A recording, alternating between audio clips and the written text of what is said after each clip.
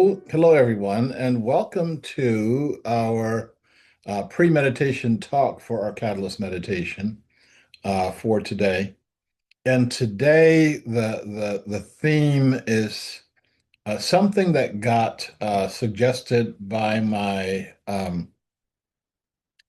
presentation at Evergreen College on Tuesday, where the professor who invited me there, Mukti Chana, um, Uh, when she introduced me, she said, Sharif is someone who's playing the long game. And when she said that, my first reaction was, hmm. And then the second reaction was, hmm. And then it's like, oh, yeah, that's exactly what I'm doing. I'm playing the long game. And then when I finished, it's like, okay, what did that actually mean? And other than sounding cool, does that have any relevance to our lives? And so I wanted to explore that a little bit with us. Because I think that those of us who are attracted to what Commonway is doing are not looking for quick results, are not looking for um, you know, uh, support House Bill 2511 to allow us to jaywalk on the streets, or acting out of frustration without a goal, or any of the other things that we could be doing in our society, um, that is less than our um, our full goals, our full objectives. Um, I realized that over the course of the last, and to show how long this game is, I keep saying 40 years, but it's probably longer than that. Um, I've used different kinds of metaphors for how we are approaching what we're doing. I realize that the metaphor that you choose determines how you're going to play the game. It determines how you win. And it also determines the kind of person you're going to be at the end of the game. And this is a lot of that is people don't think about that. Like, what is this? What is the way that you are working? How does that affect who you choose to be? How you choose to show up in the world? Okay. Um, are you a fundamentally different person in front of the cameras than you are when the cameras go off? If you are, then that affects who you think you are and how you think you can be. So when we look at people who are in the public's eye, um, and then something like the Epstein files comes out, and you start seeing that their behavior in private is the polar opposite of their behavior in public. When I was practicing law in North Carolina, I had a bunch of lawyer type friends, and uh, one of them was a superior court judge. And as a superior court judge, this is for the really serious. There's um,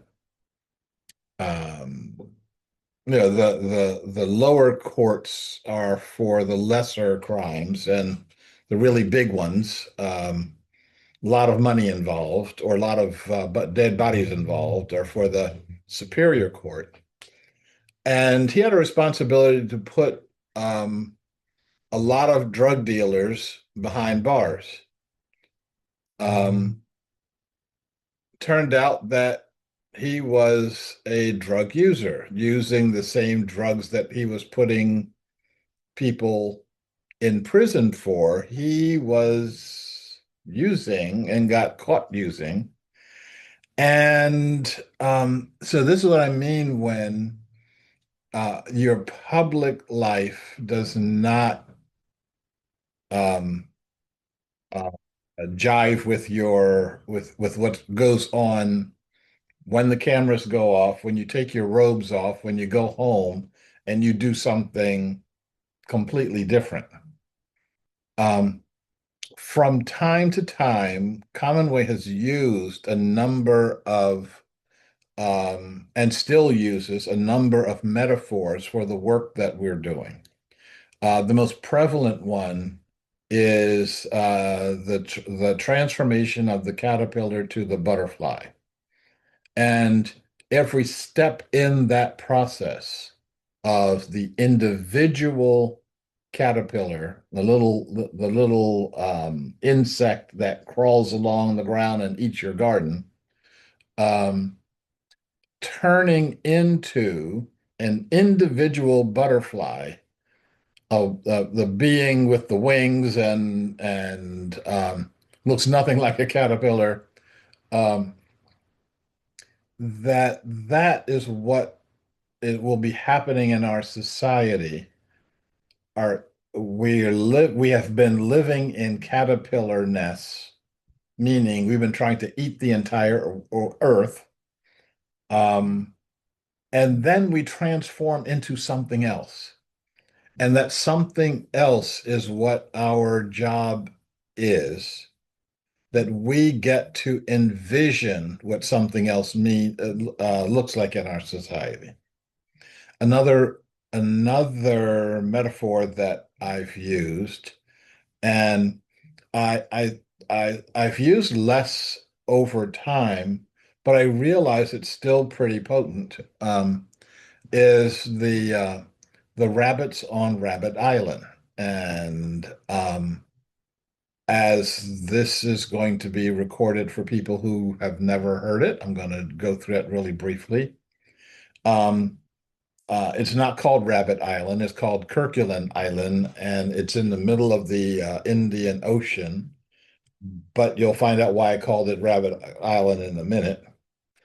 Back in the 1700s, when Captain Cook was circumnavigating the globe, he wound up on Kerguelen Island and thought it would be a good spot to uh, for folks who are going from Africa to Asia to stop, and so for them to have some fresh meat to eat, he left a couple of rabbits on the island.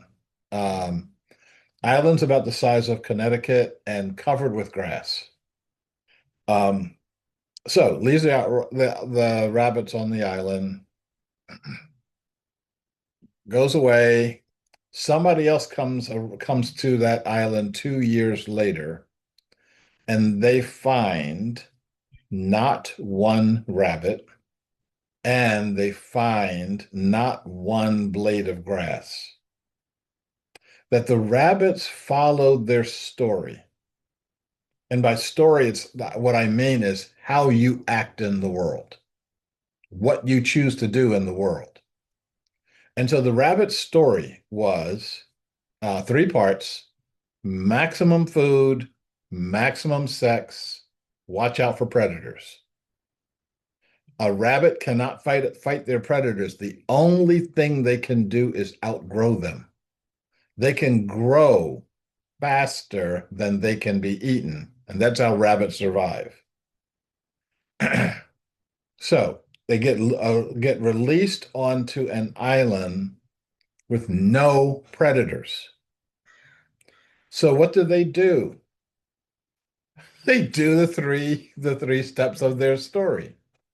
Maximum food, maximum sex. They experience what's called overshoot and dieback. They shot completely past the carrying capacity of the island, and all of them died. Now we can see that happening in our own world right now. Um, we can see the richest people on the planet, their main occupation is getting more money. Now, it makes you think that people like that are insane. Why does Elon Musk want to go from being a multi-billionaire to a trillionaire? What's the motivation? And that's not the question. The question is, what's his story? And just like the rabbits on Rabbit Island, they couldn't see that their story was going to kill them. He and the other people like him can't see. They don't have a long game. They have a series of quarters that they're playing. And the idea of having an overview, a long game is completely meaningless to them. They just know that they have to make more money than they did last quarter. And that's going to kill them. It's going to kill the entire planet, but so much for the long game. So the third metaphor that we are working with is the metaphor of the birthing process. I keep saying we are pregnant and we are going to have a baby. And that baby is called a new nation, the nation of Gaia. And if you've ever had a baby, you know that it is a messy process. We all talk about how beautiful it is, and it really is. I mean, watching my daughter, well, participating with my daughter being born, my first daughter being born was, um, I'd say the singular high point of my life. But it didn't stop it from being a messy, yucky process. There is yelling, there's screaming, there's leaking, there's all sorts of stuff going on. And then a baby pops out and it makes everything that happened before make sense. Now, um, I know when I've talked to mothers or I've talked to people who have helped mothers have babies that um, when I say it's a messy process, everybody says, yeah, it's a messy process. Um, and I also say, would you give that up? Kind of put the baby back, but you haven't you would just spend the weekend at the spa instead of yelling and screaming. It's like, no, I would not think about that at all. And I would do it again. And for some folks, again and again and again and again. Um, J.S. Bach, the composer, his wife was in labor 22 times and had 11 babies, most of them named Johann. They ran out of names. And they keep going. And so everything that we're seeing right now in our society is the prelude to having a baby. Just like we are, when the baby comes out, we forget all the yucky stuff and we focus our attention on that baby. Within the next couple of years, when the nation of Gaia takes form, we'll forget all of the nonsense that we're going through to get there. The thing that we'll focus on are all of the positives of this baby. That is the long game. That is actually focusing on the baby that you can see is called the end game. The key is keeping your focus when you can't see anything except a whole bunch of pain. The key is getting our focus, keeping our focus, being knowing, not with very little evidence, knowing what's going to happen next. Now, we've done this with regard to our own individual experience of having babies, but we don't know it with regard to having a societal baby, especially since we're it's drummed into us that we're not supposed to be um, doing anything like having babies, like a societal baby, because our society is the end result. America's number one. We dominate the entire world. There's nowhere else for us to go except up. And that kind of thinking traps us. That kind of thinking limits us from actually looking at what the possibilities are. So there's people around the world who are demonstrating and fighting for democracy. Well, guess what? There's something better than democracy. We can come with better than democracy. So why don't we do that as opposed to um, this limited notion of what we should be doing? Um, so when you're playing the game, how are you playing it? How you determine what game you're playing and how you're playing it determines what kind of a person you are in the world. Um, Somebody was just telling me about a situation that happened. I think most of us are aware of the Buddhist monks that went on the 2,000-mile journey across a good portion of the United States just for peace. They didn't have an agenda, get rid of the president or support the president or anything. It's like what we're walking for peace. Um, and along the way, someone stopped them, a person who thought of themselves as Christian, and challenged them that, if you don't believe in Jesus Christ, you're going to hell, and you're all, I love you, but you're all bad people, and you're all going to go to hell, which is an interesting contradiction. And what we have to do is elevate that and choose not to play that game. So, my dear friend and now departed friend, Joanna Macy, wrote a bunch of books. And one of the books that she wrote was World as Lover, World as Self. And what she says in the book is there are four ways that you can see the world. And how you see the world in each of these ways determine how you live in it.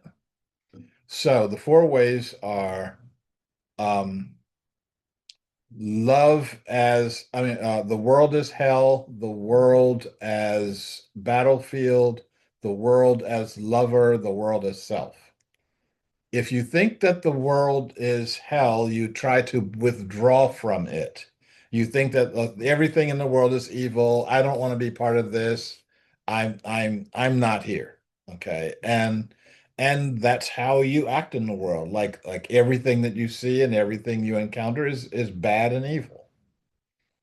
Um, the world as battlefield is one of the most prevalent forms of how to see the world.